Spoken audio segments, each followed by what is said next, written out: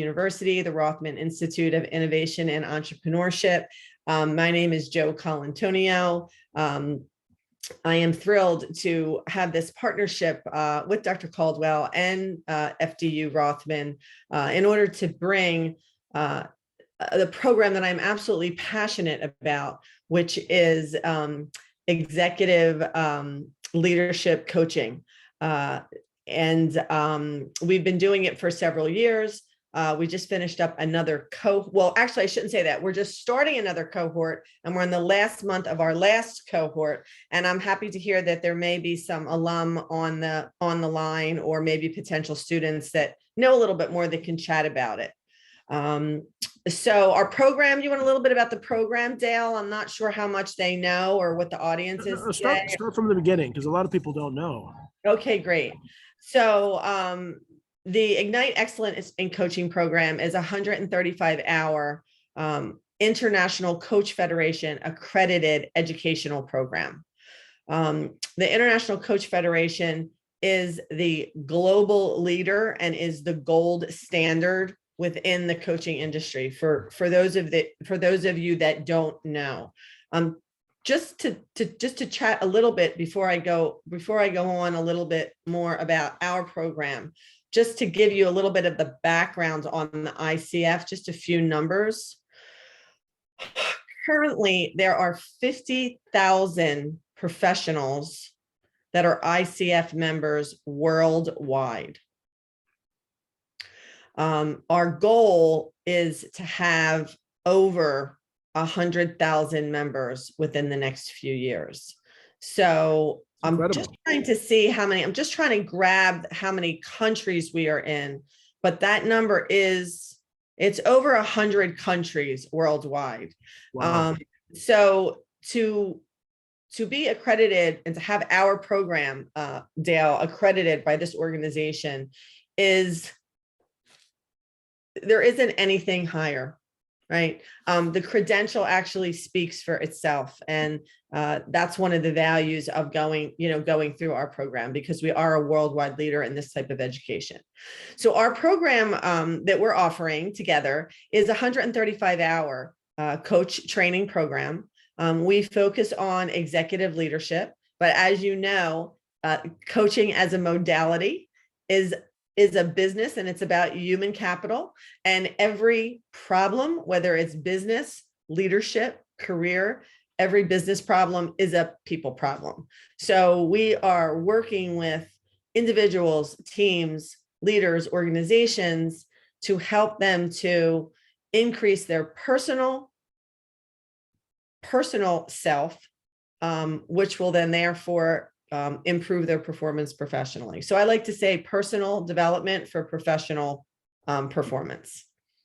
The cohorts there are 4 of them. They run over about a semester. So it's similar to just taking a college class, but it's set up very much like an executive MBA program, where we meet together for 3 days and we do coursework as a group.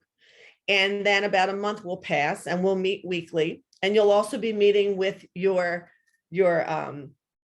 small groups and with your peer partners and with your mentors. The program is extraordinarily experiential, which I think a lot of the feedback you've been getting at the office has been. Our goal is to train the best coaches in the world. My personal goal is that when someone hears a graduate from this program, they went through an Ignite FDU program. Just their skill, the tools, the way they present themselves, the results that they get. So I really want to make an impact on this coach-driven leadership model, or as Dale refers to it as leader as coach, correct? Coach leadership. Coach leadership. Very, very, Sir John Whitmore, I believe, from the 80s coined the leader as coach phrase. I believe that's probably where I got that from. Absolutely. Yep. And he was the first one to look at the old hierarchical model of command and control and transition into collaboration and engagement. So in addition to meeting 4 times together for 3 days, as I said, we meet during the week, but there's lots of contact and communication in between.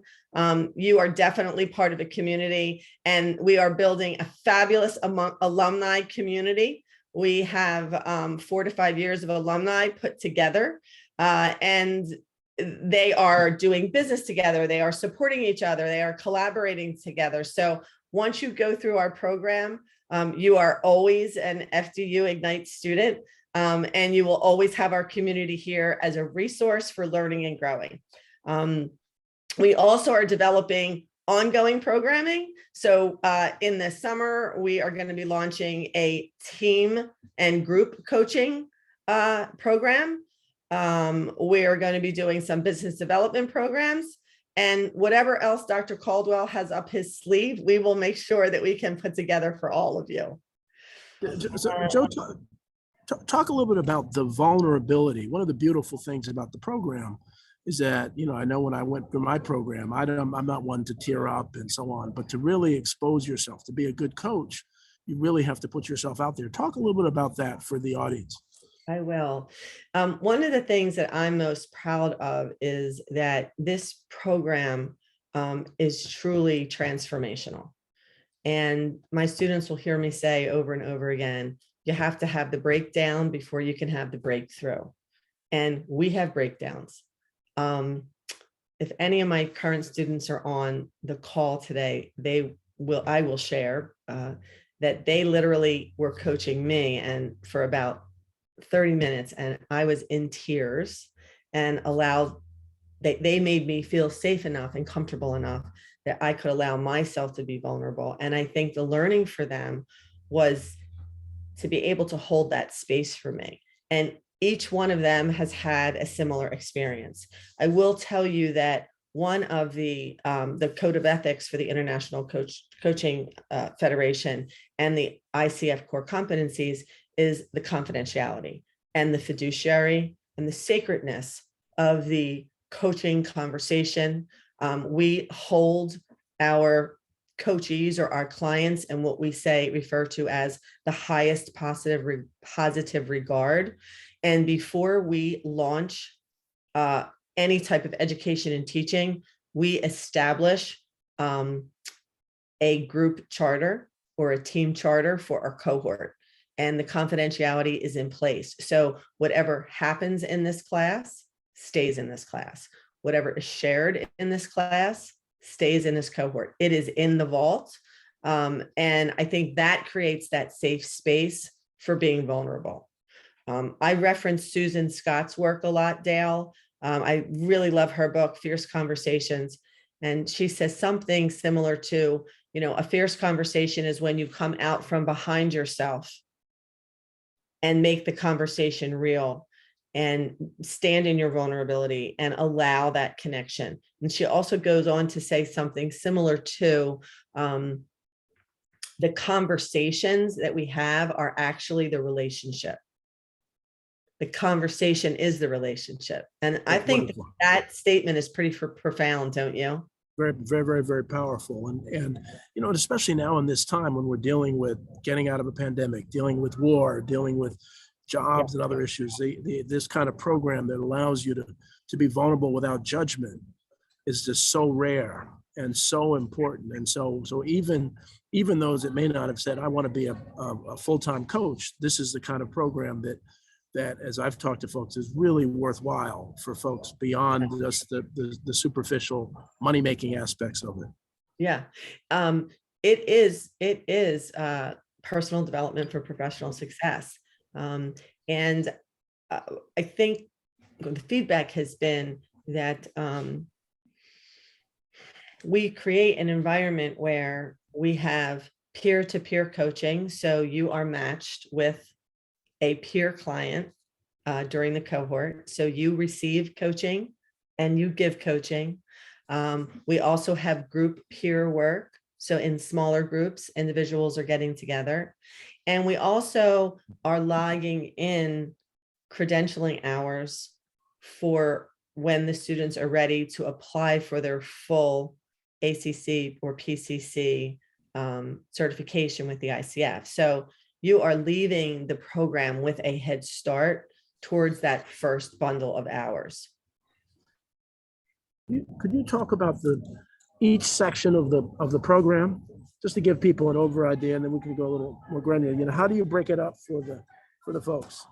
Sure. Again, one of the coaching core competencies and the foundation principles is to meet the client where they are. So the program is very fluid, and my students will tell you that I do my best to meet them where they are.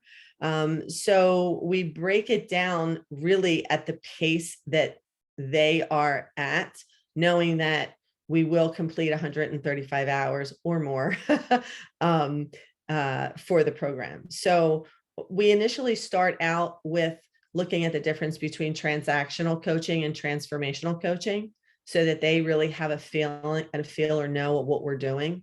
And the first cohort, we're having breakdowns to get breakthroughs. So they are really working on themselves. They are developing a coaching mindset, which is one of the new core competencies. They are looking at their value systems. They're looking at leaks in their buckets. They are looking at where they need to clear the decks, right? And begin looking at their own personal thinking patterns, thoughts, reactions. So they actually are going through transformation for the first 2 days, doing personal work, but they don't really realize that they're doing it. So now I'm tipping my hand a little bit about our program, but they are in it. So from day one, the first hour, they are coaching. And when they leave the first cohort, they have enough skills to begin. They can go back to their organizations and start coaching. They're coaching with their peers. They're also able to get clients. So out of the gate, we're setting them up for success, but it is like building a house. So cohort 1 is building that foundation, getting really strong. The self-awareness, just really know yourself. Self-awareness, awareness of self, awareness of others, right? We also sort of plant that seed early on. I love to use John Maxwell's quote, and I don't know that it just stands. He uses it in the leadership in a leadership role, where he says, great leaders know the way, show the way, and go the way, right? And I believe that is with everything. Great mothers, great dads, great teachers, great safeties on the playground, right? It's that embracing and communicative culture that moves forward. So we establish that very early because we have to establish that safe environment. And then we begin to build the framework as to adding tools along the way, right? Working on a lot of our personal challenges, looking at different methodologies, looking at different assessments, really learning to develop how we're going to develop a full practice. We also then begin to look towards the end, towards business building, and where are we going to take this from here. The one thing that I felt was missing from my training years ago, and that we don't see, is having an actual tool set. So the students leave with over 50 tools in their hand to use. And they also leave with a familiarity of other modalities and other things that they can use to bring into their practice. So that they really are by the time they're done, they feel pretty secure that they have a strong foundation and they're ready to just take off in their practices. Wonderful. And so when you for those that don't really understand coaching, I mean, what really is coaching? Is where this self-awareness, and when you're coaching, it's not just asking people questions and just, it's so much deeper, and it's so much more connectional. Talk about for those that don't understand, what really is coaching from your perspective? Yeah. Well, it's funny because I was ready for us this time, Dale, because we had a little giggle last time about what is the ICF definition of coaching. So I have it up. So the ICF, International Coaching Federation, defines coaching as partnering with clients in a thought-provoking and creative process that inspires them to maximize their personal and professional potential. The process of coaching often unlocks previously untapped sources of imagination, productivity, and leadership. So what we are really doing is we are connecting an individual's inner purpose and passion to an external goal. And then we, as the coaches, help them bridge that gap and create a strategy for success. And we support them along the way, including the most important part, holding them accountable, right? And taking them through to the end and championing them when they get to the end of the road. What are some of the tricks that we have to hold other people accountable? We have to hold ourselves accountable. And so what are some of the tricks that you have to really help people begin to hold themselves accountable for kind of doing the right thing? Yeah. So we have a very structured, there's a very structured area of the program where we go through goal setting and accountability. And it's a process that you learn, that you train in, that we train our coaches with in the program to really ensure that they can get that accountability piece. I would say that every coach, if you are an ICF coach, you learn to, in the beginning, when you're creating your coaching agreement and setting the foundation, you work with your clients on what all those terms are. And one of those is accountability. And I will very often ask the client, how would you like me to hold you accountable? How can I support you? Because they'll tell you. If I say to you, Dale, I'd like you to have this report to me by Friday, there's no conversation. But if I say, Dale, when do you think you can have this report ready for me? It puts you, it leaves the power with you, right? Or, Dale, how comfortable are you meeting this deadline? And then I would get input from you. So it's really sort of a negotiation, but then it's really holding and honoring, always honoring what the client wants. But we do have some systems that we teach and that we use that are seamless. And, the coach is using the skill set. The client may not be aware of it other than that their presence. Again, coaching is a process. And also remembering that, Dale, as you and I know, coaching does happen in the session, but more often the powerful insights and experiences happen in between the sessions. Right.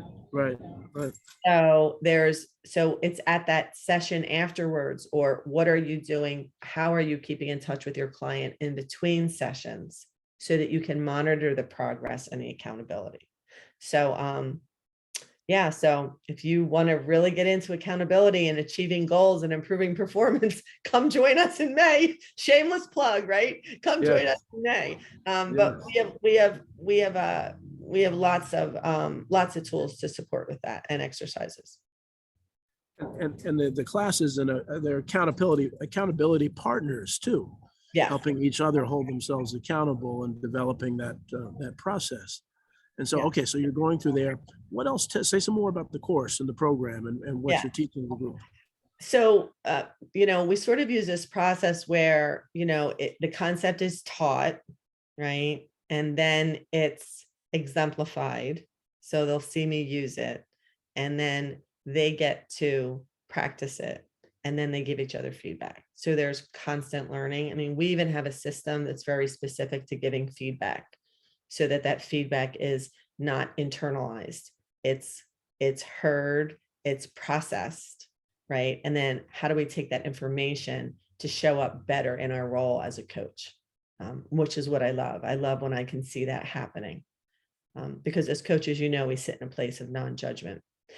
Dale, what was the last question that you asked me? I just want to make sure I answer that question. I apologize. More about the curriculum, did you say? Just say some more about the, kind of take us through some more of the curriculum, because I think this is, people are starting to really understand that this is a self-awareness of accountability. But what else? Where do you take folks in the program? So I will tell you that the one point that we do want everyone to know is that it is a virtual program. I promise you will not be disappointed. We are up, we are moving.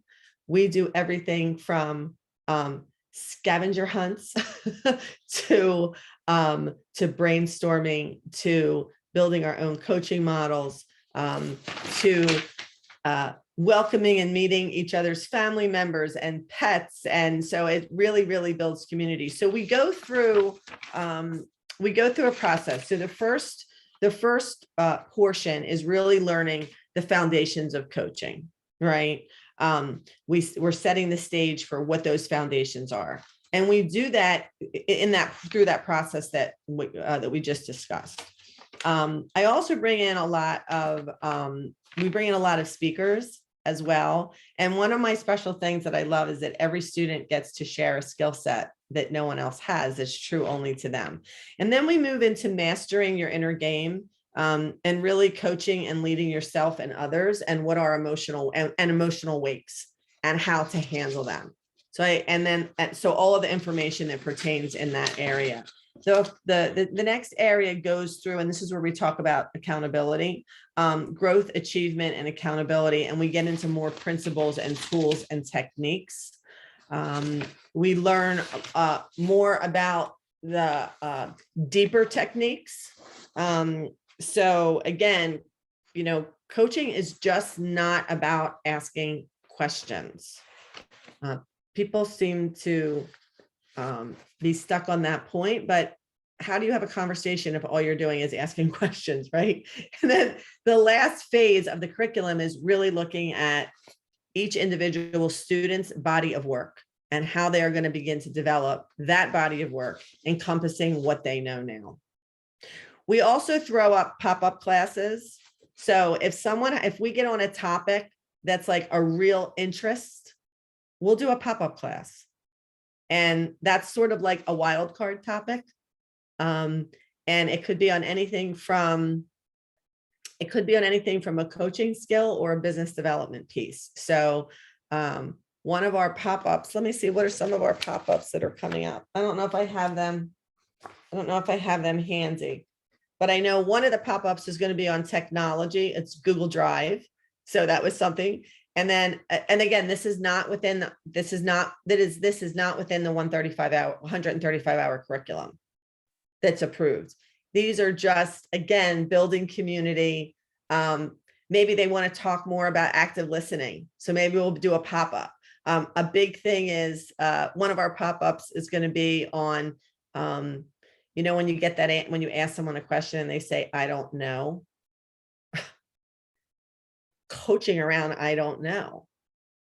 I mean, it's challenging, right? So again, very customized for each cohort, for each group, following this approved curriculum, but meeting the students where they are.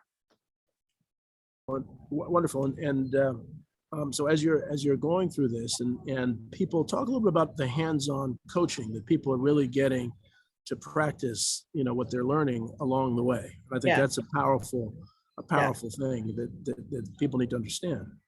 So we do that in a few different ways. I will tell you that, so we do it in a few different ways. The one way that we do it is what I refer to as round robin coaching. So we may be, depending on how many people we may have one big group, or we maybe have a few smaller groups. And in that scenario, we have one coach and one coachee, right? And then everyone else is observing. And so they get to give, the coach and the coachee get to give each other feedback. The coach gets to do self-feedback, and their peers get to give feedback. So those are insights that you can't get on your own in a room at your house or in your office. So that's one way. The other way that we do it is with the peer-to-peer coaching, and that's one-to-one. So with the feedback in that situation, they give each other feedback. And then I'm saying this to make a joke, because when they are in their breakout rooms and they are doing one-to-one coaching, I will often pop in to listen and to give feedback, like live in the moment feedback. We also give written feedback. And occasionally they know that they're allowed to kick me out of the room because if they're having a conversation and it's their fiduciary, it's their confidentiality. So I will tell you that my students have said, get out. And I have to meet the client where they are and get out. So they get live feedback from me. They get feedback from each other. They also get written feedback from me. So that's part of the supervisor and the mentor coaching. So we're talking a lot about. I was doing some coaching this morning with a client, and it's becoming more and more popular and more accepted with Yes. folks. And the analogy I use is the best players. I'm a big tennis guy, so Roger Federer has a coach, Rafael Nadal has a coach, Novak Djokovic have coaches. So coaching is not this punitive thing that get better. It's really about you becoming extraordinary. And so for those that don't understand, talk about that. So I love to explain the difference. As a matter of fact, the tagline from Ignite Business Partners is building extraordinary leaders, teams, and organizations from the inside out. That in itself encompasses what this is. But just to take that one step further, I share with my students that we have to spend a lot of time, even with our clients, explaining the difference between therapy and coaching and other helping modalities. So I like to give them just this sort of little nugget to say that therapy takes you from dysfunctional to functional, and coaching will take you from functional to optimal, or ordinary to extraordinary. It takes you to the next level. And you did the one thing that I do really want to mention, Dale, and I don't know how much time do we have today, because Well, now, so we have about another 30 minutes. Oh, we do. Okay. All right.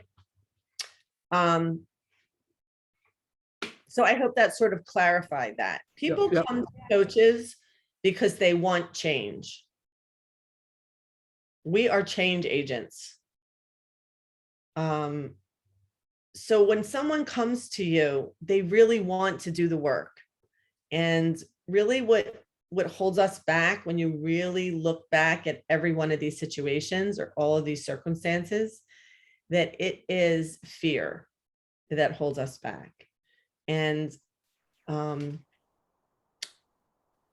people are willing to change when the fear of staying where they are is greater than the fear of where they're going. So a lot of times, that's where you're meeting that person. And it is truly, I know you're a coach as well.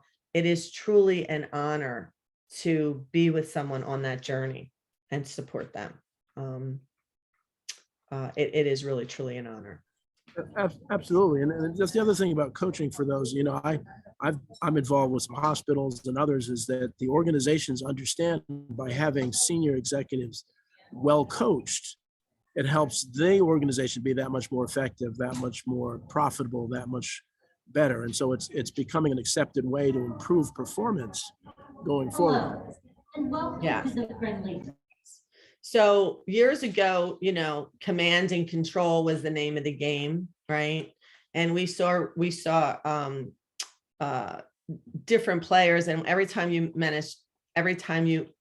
mention your athleticism in tennis, I think about Tim Galloway's The Inner Game of Tennis, who was really one of the thought leaders in coaching. And he is where we get that inner game and outer game from. He does a great, let's see if I have a note here, really, if I can get it quickly, I will read it to you.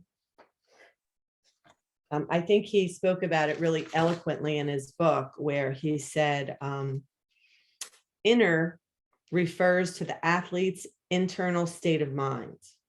In his words, quote, "The opponent within one's head is more formidable than the one on the other side of the net." Galloway goes on to explain that by removing internal blocks to performance, the inner game, right? One's psychological attitude, right? One's own doubts, limiting beliefs, that voice that's already always talking, right? When we're speaking, all right? A person's natural ability to learn and perform will step up, right? The outer game, or the physical skill and ability. And that can actually occur without much technical skill from the coach. That was his finding. So the struggle from Galloway, this is the first, let's say the first time, but it really was smacked us all in the face that it's that inner struggle and those inner thoughts, right, that can overcome skill in any situation. And I think that's really the coach's playground, right? That inner game. And I'm sure you've seen that with your clients. In addition to your position at Rothman, you have an amazing leadership organization and work with very large and diverse companies. And I'm sure you see that a lot. Well, really, Joe, with everybody. I mean, everybody, even on this count, whether they're looking to be coaches or not, that inner self, that inner voice that tells us we can't do it. We all have them. There's no one who doesn't have that voice, and it could be about different things. That holds us back. And so when you begin to really think about it, that's why I think it's beyond just this coaching class. It's really thinking about life, thinking about how you can be better, how you can be your best self going forward. And there's certain tricks and tactics that actually help you do that. Absolutely. And Dale, we have approximately 60,000 thoughts a day. Each one of us has approximately 60,000 thoughts a day. 95% of those 60,000 thoughts are repetitive thoughts every single day. And if that's not bad enough, 80% of those habitual thoughts are negative.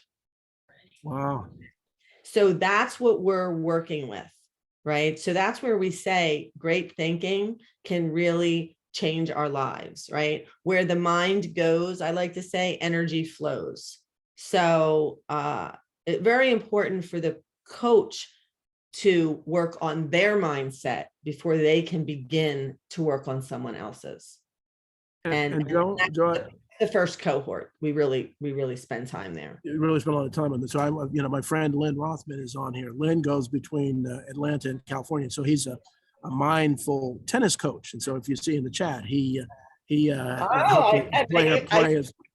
I quoted a little Galloway for him, and I thought I was exactly. Just use it. We have some tennis experts, and so Lynn, I don't know where he goes between California and Atlanta. I'm going to San Diego. If you're around San Diego, let's get together this weekend if you're there. But so text me. But yeah, Lynn has been doing this through tennis and other coaching and other things, and so. But this is more than just external coaching. It's really, and especially in this stressful period, it's time to begin to think about. Thinking about our inner self and thinking about, how we can help our family members. I mean, I use some of the coaching techniques with family and friends. And so talk a little bit before we go. I really want to talk about powerful questions and active listening, the 4 levels of listening. Yeah. And so I want you to share that because that I use in all of my presentations, and it's part of our coach leadership. So say something about that. Okay. So, in order to maintain the confidentiality of the class, of the current cohort, I can't mention any names, but I am going to share that some of the students, and these are professionals, these are continuing ed individuals, are coming back and sharing that they use this technique with their teenage daughter, with their son. So it is amazing that, and they're getting a different response. And Dale, that's a great question, because that takes us back to,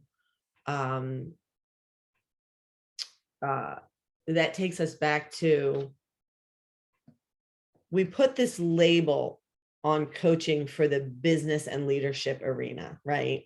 It's executive coaching, it's business coaching, it's leadership development coaching. But the same skills that you are learning in any ICF accredited coach training program are transferable to family, interpersonal, relationship, wellness. I'm sure I'm forgetting out. We have ADD coaches that are ICF certified that specialize there. We have divorce coaches that specialize in divorce. Men's health coaches, overall wellness coaches. So although our program tends to attract individuals from a university setting, we do have yoga instructors in our classes, right? We do have authors. We have had licensed clinical social workers, psychologists, individuals that are taking these skills and they are using them in more of a life coaching situation, and always with family. I will tell you that I was able to get away with coaching my daughter without her knowing it until high school. And then I started to get, Mom, are you coaching me right now? Now at 22, she'll say, stop coaching me. so, uh, so, uh, so you absolutely, this is coaching is all about emotional intelligence. And we are seeing a significant rise in an interest, as you alluded to earlier, about with emotional intelligence in companies as well, looking more at work-life balance. So right now, this is in the forefront. We see there's a lot of change happening in organizations. Change brings coaching. So this industry is on the rise. I think I was reading this morning. I don't know if I don't believe I have it handy anymore, but it's an industry that is growing at significant rates.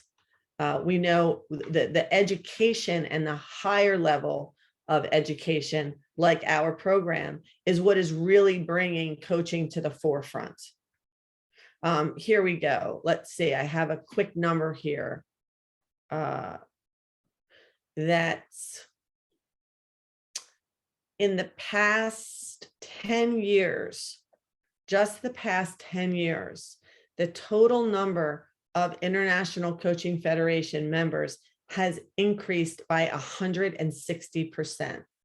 Wow. So more than 20,000 members have joined in just the last 5 years alone. In December of 2021, they had the highest record of members join. And this is directly from the ICF. In December of 2021, they had 2,193 members just in December of 2021. So awareness is on the rise, education is on the rise. Programs like ours are bringing the modality to the forefront in a professional setting, and the skills are being used not just by executives, not just by leaders, but by psychologists, licensed clinical social workers. Even though we are very different than what they do, coaching is not therapy. They are, at least the students that have been in my classes in those modalities, are adding it to their tool belt. So I love to see that. I wanted to share that Len said in the chat that he coached a tennis player and she went on to get a D1 scholarship, and she did remove her inner blocks. So thank you, Len, for sharing that. Len's been doing this for a long time. Yeah. Long time. Yeah. So talk to me about powerful questions and the 4 levels of listening for the audience, because I think that's a tool they can walk away with. Yeah. So powerful questions.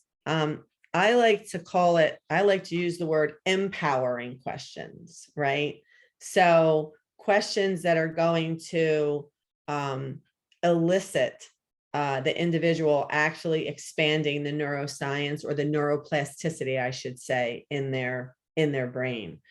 When we are coaching, we are trying to, a lot of times, sort of bypass that logical thinking. Yes, it's there, but sometimes the problems that we have that we created with logical thinking can't be resolved with logical thinking, right? We need to look at it from a different perspective. And that is a lot of what those empowering questions are. They can be stretching, they can create flexibility, they can create growing, they just create a space. They create a way for you to get out of your own way, to get out of the box, to look at things from a different perspective. And they're very important, but equally important, if not more important, and we talk about superpowers a lot in our class, and one of our superpowers is listening. right? So Joe, before you go to listening, I want to, on the questions, so often, and even in couples therapy, it says that if you want to start an argument, say why. Ask the question why. And so these questions can be chaotic questions as well. And it's important. So even as people walk away from this, to really think about, practice your questioning with the people you interact with, Yeah. to see how people respond to different questions. I always give people that exercise, and you start to see the power of coaching. So again, I Yeah. want to stop you, but you go on to listening, because the questions are so much more important than They people ever are. think about. And think about when you ask, I did it. I'm sure you did it. We all did it, right? We are all far from perfect. Think about when you ask a closed-ended question. When you ask a closed-ended question, you're going to get maybe a one-word answer or two-word answer. Did you like the movie? Yes, I liked the movie. What did you think about the movie? You're getting more information. And that's now, if you can ask, what were some of your positive takeaways from the movie? What are some of the things from the movie that you feel you can incorporate into your life? Now they're getting more empowering, right? Just some examples, and asking questions like that is a muscle that needs to be developed. And we spend a lot of time on that so that those questions become second nature. Over the past few years, we've had a few attorneys, a few physicians in the class, and they tend to ask leading questions. Although I will say I have one superstar student right now that is an attorney that does not ask leading questions. And that was my assumption that he was going to do it. And you know who I'm talking about, Dale, and he's amazing. Yes.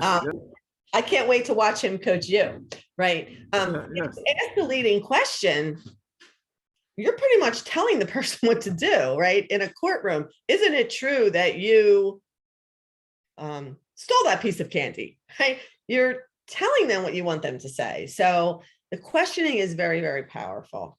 We always want to ask open-ended, empowering questions, very often that are solution focused, sometimes probing. And again, you pull in your different skills. With listening, people read a lot of articles. Everybody thinks that they're a great listener, right? But in coaching, we don't listen just to hear what the person's saying. We listen to understand. So when I teach listening, they're learning about the different levels of listening and listening to understand what the speaker is saying. And there are a host of skills that you use to do that. I think you asked about the 3 levels of listening. So Yeah, 4 levels. yeah, there are 3 levels of listening, and then there's also body language, right? And that's something new that's in the mix, because back when I trained, it was before Zoom. It was before virtual technology. So when I was trained as a coach, it was all by the phone. It was all over the phone. And I encourage my students to do some phone coaching, because when you eliminate one of your senses, the others automatically strengthen. So it's a different level. I think it's a little bit of a different twist, and I don't want them to miss out on that, much as we all enjoy Zoom. So we're listening and active. We're listening, and we're listening at 3 different levels, right? So the one thing that I let them know is that we listen at 125 to 250 words a minute. That's how much we listen. How fast do you think we think? Any idea on what that number is? If we listen at 125 to 250 words a minute, we got to remember that voice is also in there talking, right? We think it twice that. No. Yes, we think at almost 1,000 words a minute. Yeah. So we only recall, in a normal conversation, we only recall 50% of what was said. Yep. And of that 50%, in a regular conversation, we can only recall 20% of what we heard. Wow. Like, think about that. I mean, really sit with that. I tell my students that we were given 2 ears and 1 mouth, so the ears should do double the work. Though today you have me doing all the talking because you're at the airport, so Right. try No, not to compensate for that. So they're here to hear you. yeah, so so when we look at the different levels of listening, the most important thing that we want to do is we want to make sure that we are listening to understand. So I start with just chatting about like subjective listening, right? In subjective listening, we're really aware of ourselves. That's where the awareness is. I might be listening to the words of what you're saying, Dale, but I take it and I put my attention on what it means about me.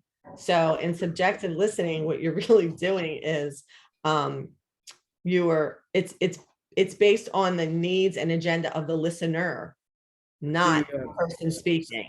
So you even jump to the sex. So I often say 4 because I start with the self-focused listening. Those folks that always those folks that can't wait till someone finishes and they're not listening at all. It really isn't listening. Total unconscious. Love it. Yeah, exactly. So that really isn't listening. What do you call that? I've got my pen. Self-focused listening. And I always get a laugh when I say, well, all of you, I'm sure none of you know anybody who can't wait till you finish to start talking. And they all laugh because we all know people that do that. That's the self-focused listening. And then you go to kind of attentive. Yeah. So, one of the beauties of being at the airport is I just sit back and just hear people converse. I hear questions, I hear answers, I hear listening. Yeah. You can learn a lot. Yeah. You just kind of sit on the subway and just observe the coaching interaction or lack of interaction that happens in the world around you. So I'm going to swipe that from you. I'm adding it to the class, but I'm going to give you credit. Once again, I got that from but no, yeah. Yeah, I love that. The thing about that type of listening, right? The self-focused listening or the subjective listening is that the listener's thoughts and judgments, everything relates back to themselves. Yes, we don't want to do that because the focus is on the client and the client's agenda. So the other level of listening is more of an objective listening, right? And that's where there's a great deal of focus and attention on the person that's speaking, right? And the listener may not really have any thoughts about themselves, but they're not really present and focused enough to get to the heart of the matter, which brings us to that deeper level of listening, which is really what I call intuitive listening.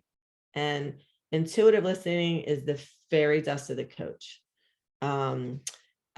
It involves deep listening. It involves all the components of a person. It's intuitively connecting to the real message, right? It's listening at every level. And it's listening to beliefs, values, paying attention to what the person said and what they didn't say, right? Careful not to make assumptions, right? Just being curious. It really is the most powerful form of listening. And at that level, you are really, you're really connecting with your client. And then I do add the body language piece now, because we are in a virtual world and we do have to look at body language, but I don't like body language to distract from what you're really hearing. Yeah, no, that's right. But the big point is really to enhance that level of listening, and like everything else, it's practice. Yes, really practice. I mean, once you get off this call, begin to practice listening, and we talk too about it. It's the same kind of thing you talk about, contextual and and empathetic listening, to really understand when someone says something, what's going on in their world, why are they saying it. They could say the exact same thing one day, and then on another day say the exact same thing but mean something totally different because of the context in which. And that's the beauty of this. And that, I mean, listening and questioning is everything. And so this kind of program really helps you delve into that and think about you or yourself and other things in ways you've never thought about them before. And we have to remember too, when working with clients, that although we're listening to understand, right, we are listening to really understand what they're saying. And there are a lot of techniques that we use so the client knows that we're understanding them and knows that we're listening at that level. But it's also equally important that to know that the client, the phrase is nothing has meaning but the meaning we give it, right? So the client is making an interpretation of something that was said through their very own filter, which may have nothing to do with it. And they are giving themselves, they are attaching something, a meaning to that maybe the other speaker didn't mean. And that's where it becomes internalized. And that's where we really can get in our own way if we don't work on that. Coaching is hard work for the coach and also for the client. Both people have to meet together and roll up their sleeves and really want to allow themselves to be vulnerable, build good conversations based on trust, and face the challenges together. And it's extraordinarily rewarding when you do that, when you put in the hard work, when both the coach and the coachee put in that hard work, it really can be transformational. It's very and I always share the story that when I first got into it, I was in consulting my whole life. I'm used to kind of telling people, do this is how you become successful. And to go from that to really being a coach and letting people develop their own or find their own answers. At first I said, well, I didn't do anything. But then they said, that was fantastic. That was the best thing I ever had. I'm transforming my life. If I had just told them to do something, it wouldn't have been sustainable. And so often in society, we either tell people or we look for people to tell us what to do, instead of really kind of utilizing this coach perspective on how we live and how we parent and how we interact and how we hang with friends and how we work. It's really, really much more important than we give it credit for. Dale, I see that we're almost approaching the top of the hour. May I share a little something from Thomas Leonard that I think please do. Will fit really nicely here. So Thomas Leonard is regarded as the modern, the modern founder of coaching of what we know it to be today. That's not to say that Maslow and Galloway and all the others along the line, going all the way back to the Greeks when coaches were called tutors, right? It is not something that is new. It's something that's developed and constantly changing. But Thomas Leonard, who founded the International Coaching Federation, or the International Coach Federation, as it was called then, has a definition of coaching that I really think gets to the heart of the matter. And puts it a little bit more in perspective to some of the questions that you asked me early on. So Thomas Leonard's definition of coaching is as follows. A coach is your partner in achieving your personal goals, your champion during turnaround, your trainer in communication skills and life skills, your sounding board when making choices, your motivator when strong actions are called for, your unconditional support when you take a hit, your mentor in personal development, your co-designer when developing an extraordinary project, your beacon during stormy times, your wake-up call if you don't hear your own, and most importantly, your partner in living the life you know you're ready for, personally and professionally. Perfect. It's very well said. Very, very well said. And a good way is to begin our closeout. And so what's next? If somebody wants to learn more about the coaching program, where do they go? How do they find information? And when does it start? So Dale, I don't know if I can post anything in the chat because I don't know how the team set it up for today. Yeah, you can post stuff in the chat for everybody. Will others see it if I do that? Just do it to everyone. It says to everyone. Yeah. Everybody Yeah, will see it. I just wasn't sure how, how we were set up on that. So what I'm going to do is I will post in the chat the actual link to our website where they can get some immediate information. So let me do that now. Also knowing that the FDU office and my office here are available for any questions or follow-up questions. That web page, there is also the ability to download a brochure from that web page. And Dale, I also want to invite them if anyone would like to learn more, and you will see that as well on that web page. We have 3 information sessions coming up. One is April 6th, another is April 21st, and the last will be May 2nd. Our program does start May 12th. So Perfect. that web page will give everyone everything that they need.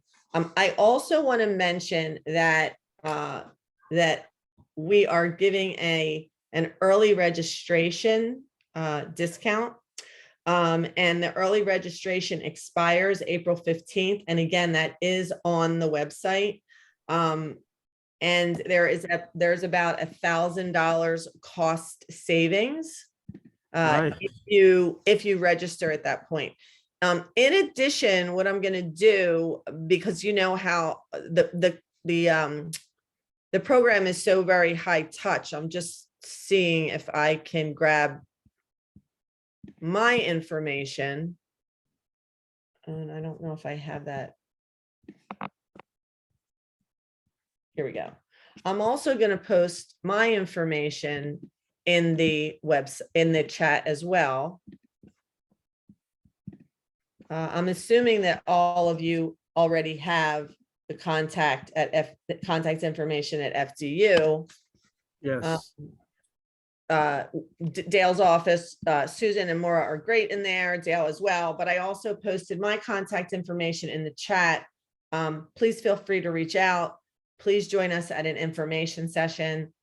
We're here to support you on this journey. And we'd love for you to join us in May.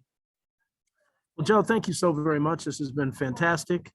I'm going to go. My plane's going to board in a little while. But just thank you all for watching. I hope this was informative with coaching, but also with life. And Joe, it's always a pleasure to have you and Yes, to be teaming up pleasure. with you. Let me tell you something. I've never gotten so many compliments about a program that I'm getting about the people that are in this current program. So my hat's off to you, and just want to thank you and Maura and Sue for helping us make this happen. So you're actually the host. No, I made you the host. So I'm gonna leave now. Okay. If you want to stay on, you can stay on, but I'm gonna leave to go. Okay, so I have a couple questions. Okay, perfect. Answer. Denise Elbert is saying there's Perfect. no way to save the info. By Dale. So this is actually set up as a webinar. So let me pause the recording.